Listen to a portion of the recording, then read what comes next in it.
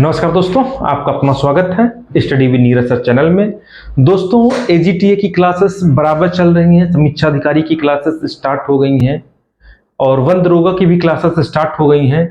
तो दोस्तों, आप लोग चैनल पे आइए और जो है अच्छी से अच्छी क्लास कीजिए जिससे आपकी नौकरी लगे। एजीटीए की क्लास में आज जो ये हिंदी का दूसरा वीडियो होगा, जो ये क्वेश्चन मैं करवा रहा हूं ये कहीं ना कहीं पूछे गए क्वेश्चन है और बहुत ही इंपॉर्टेंट क्वेश्चन है। हिंदी ये सोच लीजिए कि कोई भी कंपटीशन होगा, एक भी नंबर आपका गलत नहीं होगा, ये आप जान लीजिए। दोस्तों, आइए हम एजीटीए से संबंधित जो है हिंदी के लिए जो है स्टार्ट करते हैं, जो कि बहुत ही इंपॉर्टेंट होने वाली है। निम्न में पहला इसका क्वेश्चन है, निम्न में अर्ध स्वर कहलाता है। बहुत इंपॉर्टेंट क्वेश्चन है, आप देखिए इसको। अर्ध स्वर कहलाता है। देखिए, जो अर्ध स्वर होता है, ठीक, जो अर्ध स्वर होता है वो दो होते हैं अर्ध स्वर, एक होता है या और एक होता है वाह। ये दो अर्ध स्वर होते हैं, तो इसमें ये आपका राइट आंसर है या। अब देखिए, ये होता है प्रकंपित व्यंजन। क्या होता है? प्रकंपित व्यंजन, ठीक। और जो ये होता है आपका प्रकंपित पार्श्व में, ये आपका होता है प्रकंपित, ठीक है, रा। और ला जो होता है ये होता है पार्श्विक। क्या होता है? पार्श्विक व्यंजन, ठीक, पार्श्विक व्यंजन, ठीक है। और मां स्पर्श व्यंजन में आता है, स्पर्श व्यंजन में आता है। आगे बढ़ते हैं 2 नंबर। हिंदी की मूर्धन्य ध्वनियां कौन सी है? मूर्धन्य ध्वनियां मतलब जो ध्वनियां मुंह से बोली जाती हैं उसे हम मूर्धन्य ध्वनियां बोलते हैं। अब मुंह से कौन कौन सी ध्वनियां बोली जाएंगी? देखिए, जैसे हमने कहा कता मुंदो, हमने कहा का ता मुंदो, कता मुंदो, ठीक। अब ये देख लो क्या हमने लिखा। अब ये लिखा है कंठ, ये तालु, ये मूर्धन्य, ठीक है, ये दंत, ये ओष्ठ, ठीक। अब देखो, का, चा, टा, ता, पा। जो कंठ से बोला जाता है वो काका गाघा वाली लाइन, तालु से चाचा जाझा, मूर्धन्य से टाठा डाढ़ा। तो मूर्धन्य पूछा गया तो आपका ये राइट ऑप्शन है, ठीक। अब चाचा जाजा वाली लाइन ये तालु से बोली जाएगी, मूर्धन्य से टाटा डाढ़ा वाली, दंत से ता वाली, ओष्ठ से पा वाली, ठीक है। बहुत इंपॉर्टेंट प्रश्न। आगे तीसरे पे आते हैं। संयुक्त व्यंजन जो है, देखो संयुक्त व्यंजन होते हैं, मुख्य रूप से 3 होते हैं संयुक्त व्यंजन। देख लो संयुक्त व्यंजन, देख लो, देखो संयुक्त व्यंजन होता है छ, त्र, ज्ञ, और एक और होता है, ये होता है स्रा, ये होता है स। अब देखो, जो छ बनता है वो बनता है का प्लस सा से, और जो ता बनता है वो बनता है ता प्लस रा से। जा ज्ञ बनता है वो जा प्लस इया से बनता है, ये सब आधे आधे होंगे। और स्रा बनता है स्रा प्लस रा से, ठीक। अब देखिए, तो इसमें क्या पूछा गया है? ज्ञ, ज्ञ जा प्लस इया, ये option number A is right answer. आगे बढ़ते हैं, ठीक है। चौथा, निम्न में कौन सा शुद्ध शब्द है? कौन सा शुद्ध शब्द है? देखो, ये अंताक्षरी गलत लिखा है, ठीक, ये आपका गलत लिखा है अंताक्षरी, ठीक है। एक सेकेंड,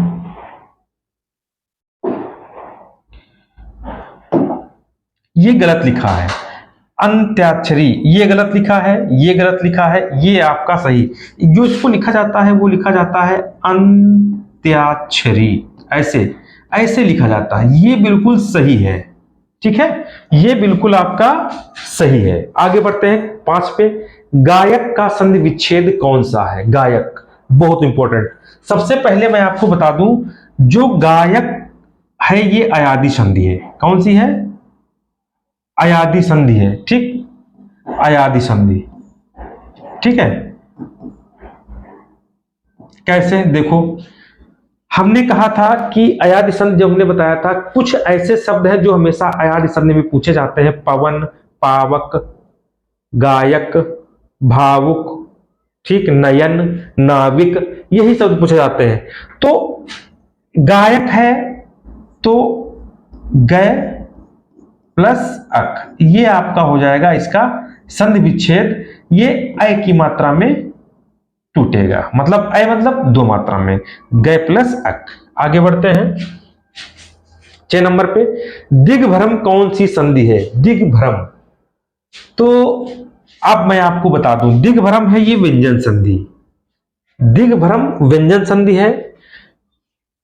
देखिए व्यंजन संधि में एक रूल काम करता था, का, खा, गा, घा, अंगा, ठीक, काचा, टा, ता, पा, चा, छा, जा, झा, इया, टाठा, डा, ढा, अड़ा, ता, था, दा, धा, ना, पाफा, बा, भा, मा।